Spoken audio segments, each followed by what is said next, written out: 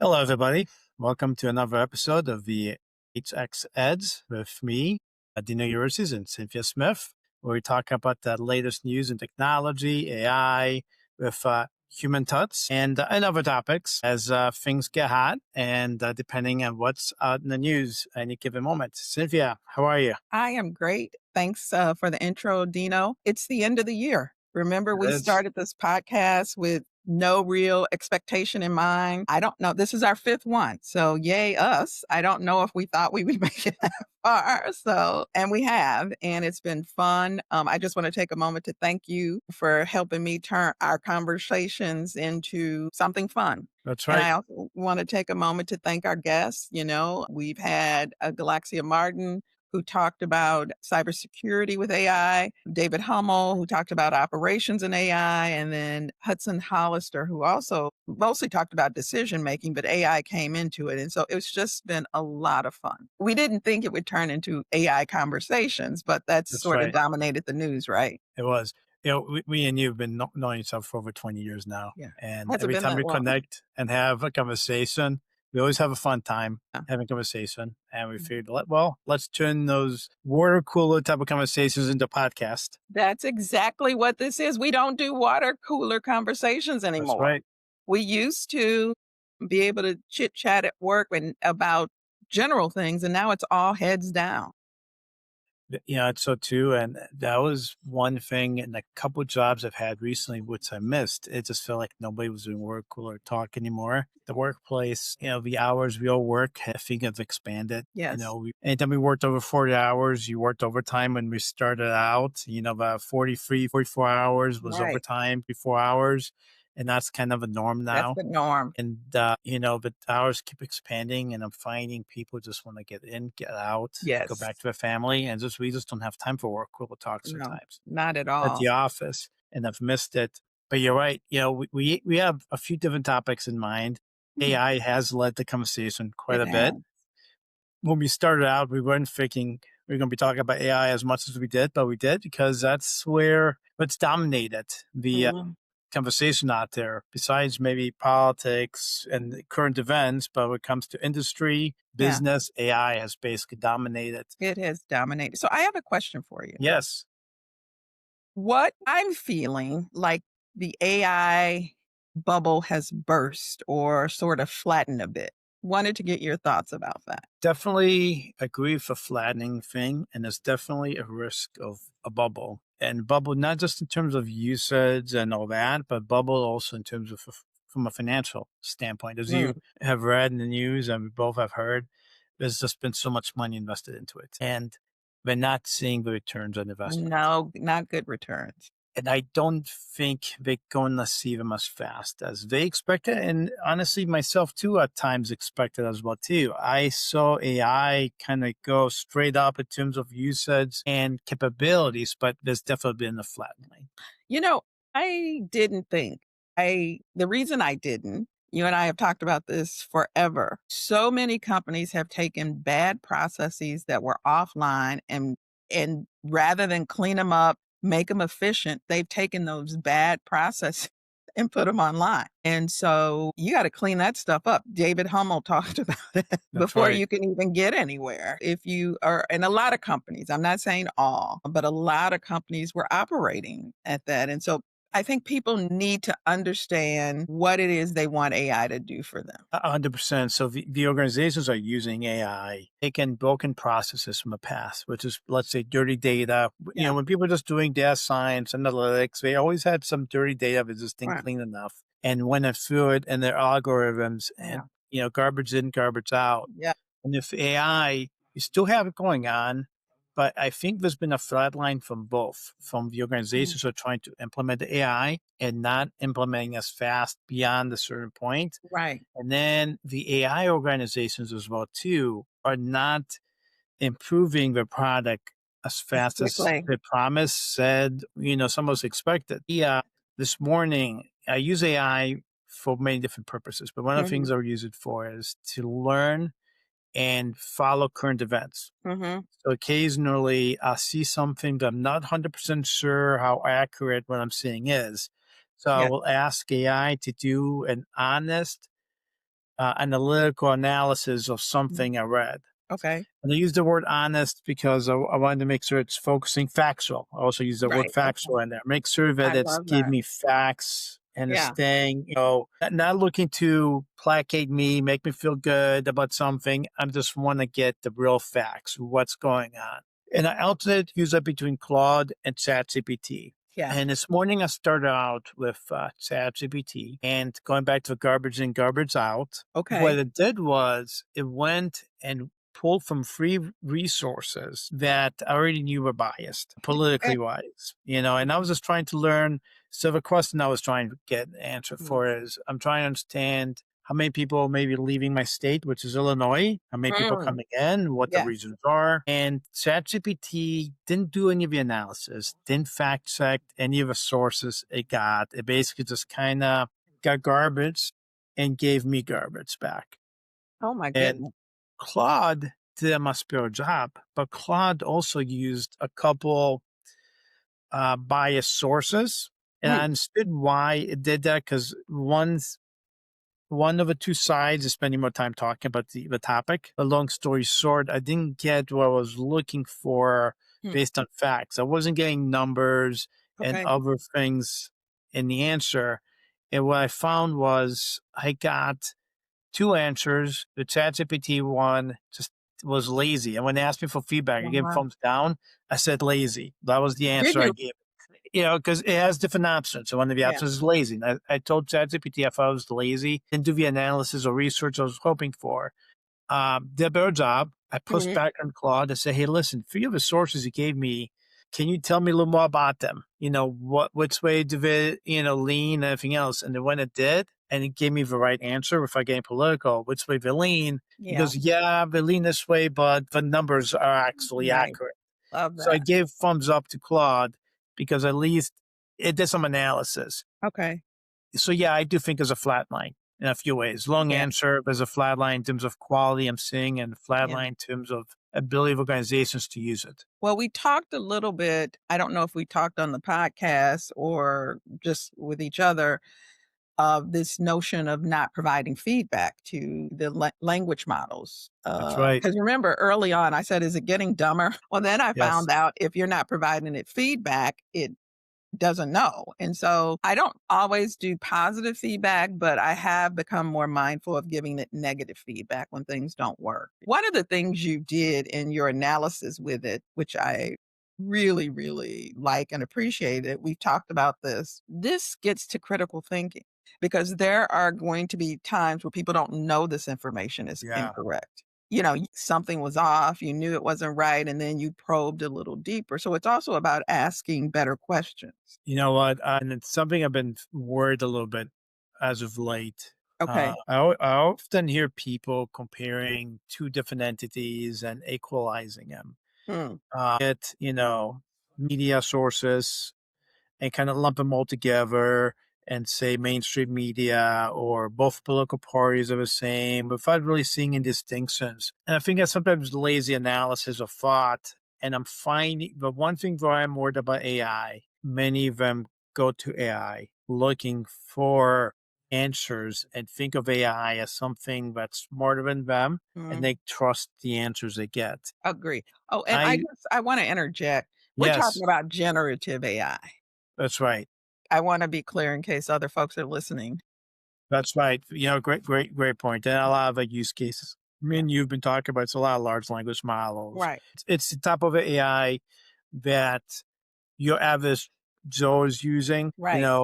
In my case, I've used AI for analytics and data Yeah. cleansing and some other tools, but a lot of the talk we're having is usually about generative AI Mhm. and based specifically large language models. I'm finding that, and I also suspect that some organizations are trying to influence AI a lot more I because they agree. realize people are getting product recommendations from AI. They're using AI for facts. And I have a suspicion that some organizations, not suspicion, I think it's true, that some organizations are doing a much better job manipulating the algorithms to get their product placements, to Yes, get their message out in a way that may not always be factual. agreed. And I've found some instances that way where it's been a little concerning. Agree. I can't remember the brand, but it was a beauty brand. I think it was a beauty brand or hair, and everyone said this product was horrible.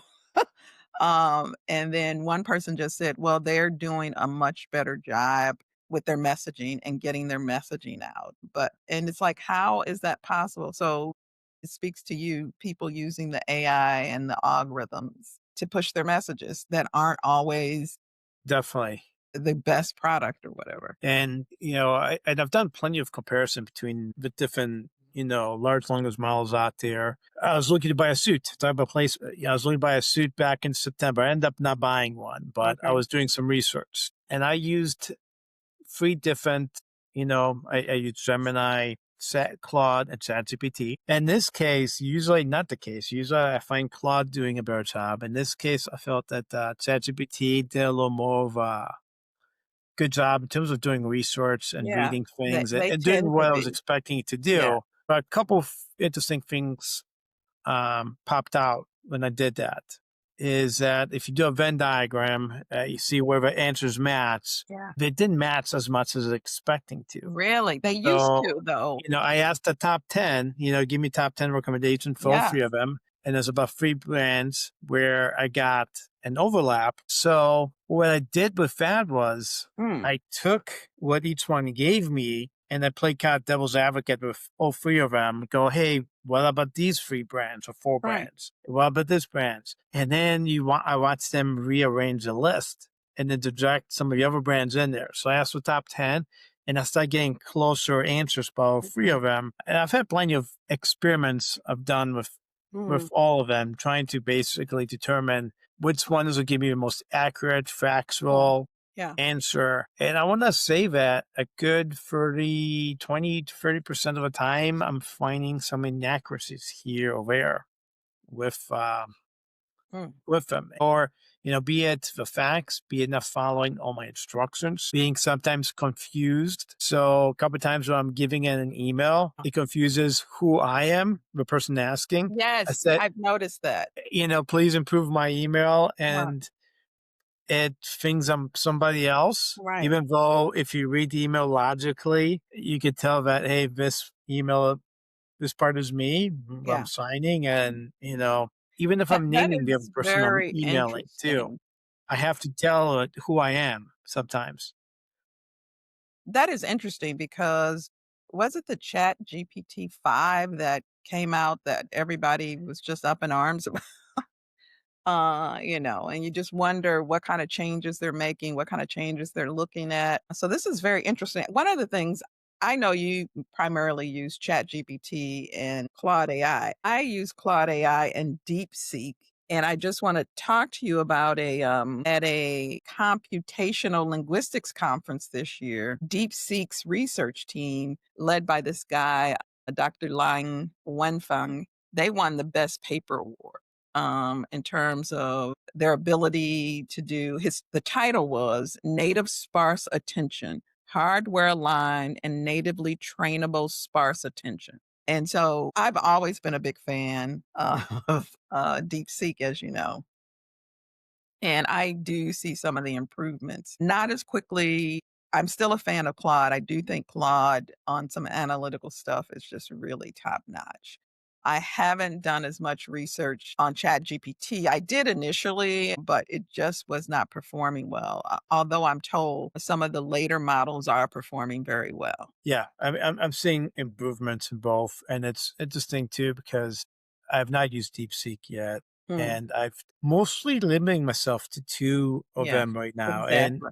I wanted to use more and kind of keep up and pay attention, which one is doing what and learn from each one. My, Lately, I've also been having some privacy concerns a little bit as well too. It's like, how much do they know about me? yes, yes. And how many of these large language models do I want knowing as much as they do about me? Uh, So I almost view it as kind of limiting risk. And I don't know agree. if that's even possible to even limit risk. I've So been that's the only trying reason I have to. not jumped on DeepSeek yet. I feel that way because I wonder because if you type in DeepSeek anything that may seem controversial about China, it does not respond. or it'll say something. I can't remember. I did it a little while ago. And so I thought, oh, what is happening with my information? So, Gemini does a little of but that I too. can say that with all of them at this point. So I am very careful in some of my questions, but I don't see myself running for political office anytime soon. So they don't have to dig up all of my AI prompts that I'm asking about. But there are some concerns with the AI that I do want to point out. And I probably should look this up, but I read it a while ago about people using it for mental health and asking about mental health questions and things like that. That's concerning rather than consulting a professional. But this gets to what you and I again have talked about. Our educational system has to look very different. We have to teach philosophy. We have to teach ethics. We have to teach critical thinking. We have to teach how to ask questions or how to phrase questions. Yeah. And that's what I was thinking when we were talking early about the HX Edge. We were talking about customer experience, but really the human experience of this technology. The technology is a tool and it should be a tool and should be considered a tool. And I think we need to focus on the humanness of it. Otherwise, we can just go down a very, very different path with it. Yeah, yeah, for sure. And the critical thinking part, I agree with you 100%. And that's something that sometimes I overestimate the ability of others to do some critical thinking. And Yeah. that's something in life I've struggled with at times Yeah. where I felt that the things that seemed clear to me and didn't seem as clear to others. And I was assuming others were getting it as well too, Mhm. and they weren't. Yeah. Initially experienced that a Mhm. few times with technology Right. where I saw a solution and others could not see the solution. And eventually some of other parts of life as well too. Now, Mhm. the other part, I think that, since we talk about AI and impacts, I think we also have to figure out work as well too. And we've had this conversation before. Yeah. This is not just the internet. Or this is not just a vehicle replacing horses and carriages. This is something that's very impacting many different industries, many different roles all at once is making many of us more effective. There Mhm. are many things, especially in healthcare. There's a guest that we're going to have who's interested by speaking about AI in healthcare. And his argument is that there's so much to do in healthcare that we're not doing right now. So AI is going to enable people to do that. And I think he's right with healthcare. I don't know if that's going to be a case with every industry. So Mhm. I think as a society and the governments out there, the industry needs to come up with some also other creative solutions, what to do with people's free time. Yep. McKinsey, I think it was, who just had some major layoffs. Mm. You have these large organizations are having significant layoffs and you get say that they're lacking the I can creativity tell to you what figure out what to do with all their employees that they think they don't need, right? I can tell you what I would like to see. So at some point, there is going to be fewer jobs, right? But what I'd like to see is all of these folks being paid to test, being paid to test the software going forward. Because if you are still making widgets and people cannot buy widgets, what's going to happen? Yeah. So either and I think we talked a little bit about that. Universal income might be too controversial for most people, but if not, let's create. They're getting our data, so they should pay for it. I agree with you about universal income, which I'm very open to. I'm open to anything that makes logic. I'm a solutions guy. I want to hear solutions, and I am open to any possible solution. The one that's been going through my brain more than anything else is lowering the full time expectation Oh, to I allow agree. for more people to Agree. work. So still, Agree. because right now what's happening is that That's a organizations are brilliant letting point. go people, but the work doesn't disappear. Yeah, So the people remaining are picking up get the loaded. slack for the work that somebody else was doing, but someone has to do now. So it's the people who survive a layoff taking on all this new work. And it's kind of like a cascading effect. And And people in are some paranoid cases, because the they just work had a still layoff doesn't and they get take on done. more work. Some work that, even the remaining people, they only have a limited capacity. And Yep. so things will not get done. So I agree. I think I love that idea about managing part-time employees, even at the professional level. And that way you really get this blend of you could like my if I in an ideal scenario, if I had a 20-hour corporate job and maybe they still paid for my health insurance or whatever. And I would do a combination of continuous learning, which I do. I would enjoy some of my hobbies in addition to continuing to deliver the work that I'm paid to do. And I think that's very fair. Yeah.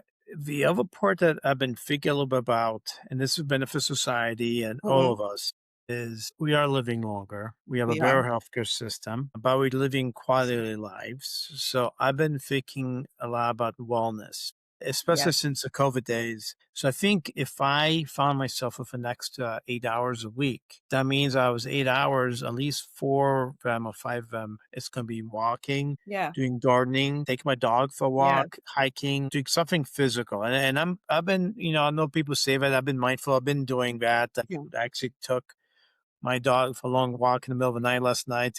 Had ran out of Kleenex because it's kind of cold, but I was Uh-huh. still focused and determined To to like get get my exercise in right. from both me and my dog who needs it. And not everyone will do Yeah, both that's of right. us will do this, but it will give people the freedom to do whatever they wanna do, You're even right. if it's just sitting at home 100%. watching TV and playing video games all day. That's That's right. another area I think organizations can pay people. If you are testing until so you I feel as long as you continue to submit to release these releases every few weeks, you don't have a finished product. So why are we paying for a product that's not finished? So we're always testing this software and these products. So why aren't people being paid to test the products? Yeah, and especially people with critical thinking, where you Yeah, start out, and that's exactly when you should start testing some of the yeah. stuff. It's people So with critical thinking.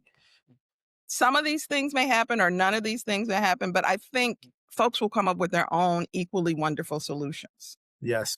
You have arts, you have sciences, you have every field in between. What does education look like? There's so much. I think the medical field, like you said, the health field, I think it will be the most impactful in the short term, but everyone will be innovating in their fields. And I just hope right now we're focusing on how to do AI. And I just hope it gets to the point where we say, why do we want to do certain things? Certain things aren't necessarily, may not be the best use of our time. And for medical field too, for before anybody panics, because I do have a few doctors who maybe follow me on social media and stuff. Not talking about diagnoses and stuff No, like that, but it's no, so no. much administrative work that's being Yeah. done in hospitals and insurance companies, Mm, payers, just different organizations that work in the back yeah. processing data information where AI can provide some benefit.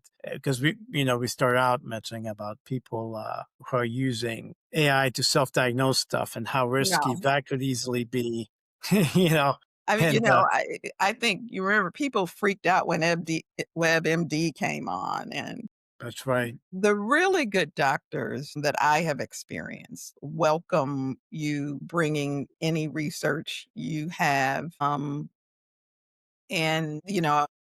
in helping doing some care for my mother and going to the doctor with her, when she says, "Well, I heard, I read," or I think many of the doctors have handled that well. So, I think that isn't going to stop, but, you know, people can't go around diagnosing themselves for sure.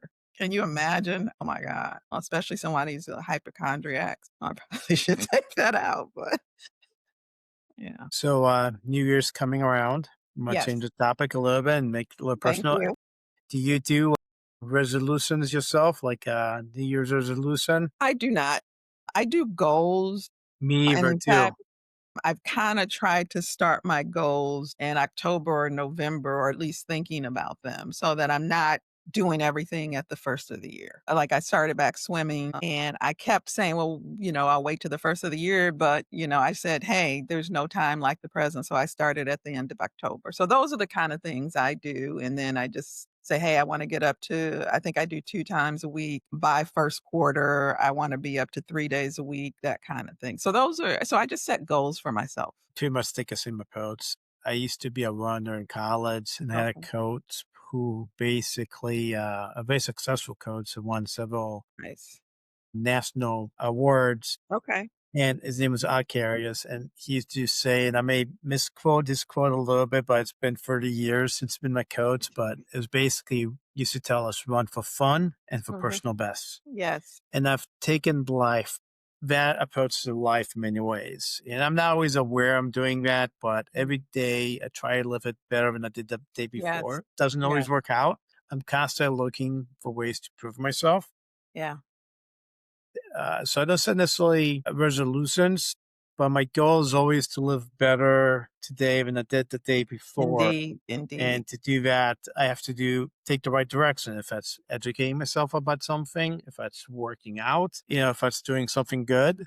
I'm always just trying to like improve what I'm providing to the world, society, my Indeed. family, and to myself on a daily basis. And that's the approach I take to life. So So what do you see is next for us on the new year? You have any ideas? I know we haven't really talked about that, but what do you think? What are you thinking just off the top of your head? You want to see where we're going with the podcast? it's a good question. And I know you've both pondered that. I have a few guests lined up for next year Mhm. already. I think the approach we've taken, we've kind of allowed current events and the flow. We go for flow. For those who are watching this first time, me and you don't have an Mhm. agenda. We're not Right. reading off a list. We're not reading a script. Yeah. We're having what word cooler talk we talked about earlier. So potentially we may rename a podcast. We started out with something specific in mind. We've allowed current events and our guests to somewhat gear a podcast one direction or the other. Exactly. So we may rename it. We're going to have to probably decide how much more AI conversations we have because we've had quite Agree. a few AI conversations and we both are having fun with it. We both are using it in our daily lives. I can remember the last day that I did not use AI. So for me, it's been becoming part of my life. Mhm. I'm always asking it a question. I Mhm. don't barely Google stuff anymore. I Yeah. barely use a search engine. I still do, but I do go to AI more often to get answers to questions. Agree.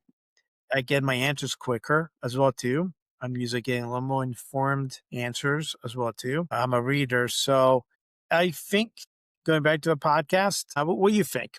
I there yeah, we have been sort of just off the cuff. So, and like you said, current events and AI have kind of dominated. And so we've kind of gone with that because it just seemed like a wasted opportunity for us not to talk about it, right? So, I really want to get back to like some of the things you've talked about, but also I want to talk about science. I know it's not a fun topic. But, the ethics of what's happening with some of the things in AI regulation. I don't necessarily want to spend a lot of time, but, I want to talk about those things. The other thing I really, really want to talk about is the human aspect of not necessarily AI, of just technology in general. We've been doing tech for a long time. And Yes. so it's just such a part of our lives and how things operate. Like one of the things I used to always say, I tend to be a little way sci-fi in the future. And I thought, oh, what would be really cool if we could have nanobots that melt ice and you put them in the tar and we can just pave over the roads like that. You would never have to worry about salt or snow because you'd have these nanobot things. And this is the kind of things I kind of want to talk about as well, but not all the time. We can't talk, we just future forecast some things, but I'm open, I'm open.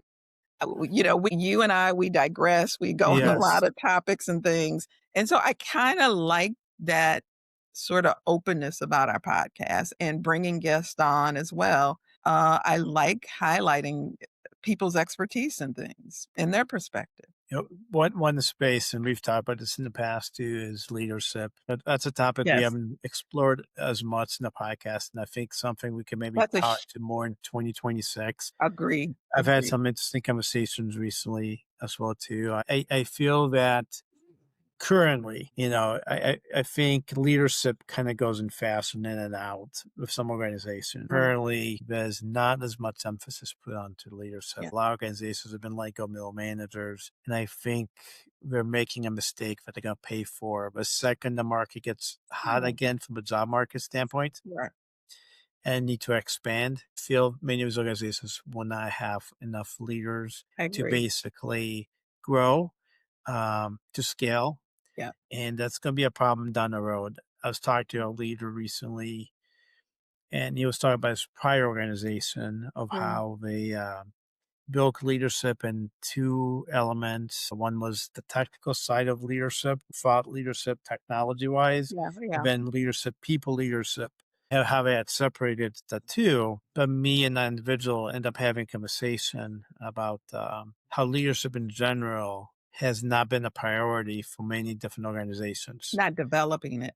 That's Actually, I right. have a guy that another person that I'd wanna bring on for that as well. He talks about how he helps company develop leaders, especially if they don't have the in-house bandwidth to do it. So, and a lot of times we don't, and sometimes we need help, and companies need help in this area. Again, a friend of mine used to, and I think he was in sales, and this is the approach I take at the end of every year. He used to say, "You have to slow down in order to speed up." And I'm a big fan of that. You do have to slow down in order to speed up. So I spend a lot of time at this time of year just thinking about stuff I want to do and, with regard to the podcast, I like the idea of starting kind of the year off with leadership. I think that's pretty cool. Might also like to see us do panels. I'd like to have multiple perspectives. Even if people are agreeing, we often have different ways of getting there. And I'd like to hear more of that. I really would like to hear more about the utilities and the electricity requirements of these new data centers for AI. So I think Yeah. it would be a great time to switch to solar. Boom, boom. You know what? It's funny you bring it up because, again, we're going by the flow here. Yeah. And we didn't prepare this. I went to my first ever city council meeting Oh, wow. last week. Okay. So, I live in Naperville. They are going to be opening up a large data center, at least that's the plan. And I've heard many people are opposed to it. I've had some concerns, so I was leaning towards opposing, but I was open. I went to city council not to speak, I went to hear what people had to say. And one thing I have to say is give kudos to the people of Naperville showed up to this Nice. meeting, did an amazing job Nice. communicating a lot of our different challenges. Me and you like AI. We use it. We've spoken so much Mhm. about it. You need this data centers to help, the industry adopt AI. So they need it. However, it's a We can't whole how dump you implement it and how you do it. it is. You cannot dump them in communities, and particularly, communities without resources, and That's don't right. include them and then create toxic water, toxic air. First of all, I've always felt there's so many brilliant people in the world that we can solve these challenges. 100%. And so at some point, we all have to be good citizens. We do in this specific data center. It turns out it was going to be a massive one if they go ahead and execute it, and Mm, they're going to use 24 diesel generators. Initially when I was seeking electricity generators, I was seeking natural gas, which is right. still a Which is fossil fuel, much but it's a lot cleaner, but it's cleaner. much cleaner. That's right. But no, it was diesel, and I was surprised with that. And it's nearby some daycare centers, some parks, a bunch of new development homes, a Oh lot my of family gosh. units like townhomes where you have multi-families with young children typically, Yeah. who can afford those homes. And I was surprised by the whole concept that we're going to Oh, do this in the middle of a residential section right. and run diesel. And I kind of figured backup generators, but it turns out those backup generators, data centers kick in a lot more often. And then there's the water part too. They use water to cool. And I was like, where are we doing? So there's so many questions with a lot of those data Yeah. centers. Definitely need to I I have think there are ways to do it. There is absolutely solar panels you mentioned, and I realize sun's now is out. I realize there's now is wind. But now the However, technology is they've built the technology where it still harness the sun even that's without the right. sun being out, so and I suspect they can do that with wind power as well. There are options, I guess what we're There's saying. options, There are absolutely. options, and all But of you those put green. more green energy capacity out there, and that means that gas electrical station that generate electricity can focus on the data center, so Right. you can reallocate it. And there's also interconnectivity as well Yeah. too. It's not like Illinois is And, isolated and we also, don't have what about transmission some of the lines. rural areas so they can have access to internet and network? It was so sad seeing people in rural areas during the pandemic where their children had to sit in the library to connect to Wi-Fi because they don't have the infrastructure there. So it would have been a perfect opportunity to do this in some rural areas cleanly. I want to point that out. I don't want you to just transfer the problem in an urban environment or suburban environment to rural areas. You still have to address all of those issues. And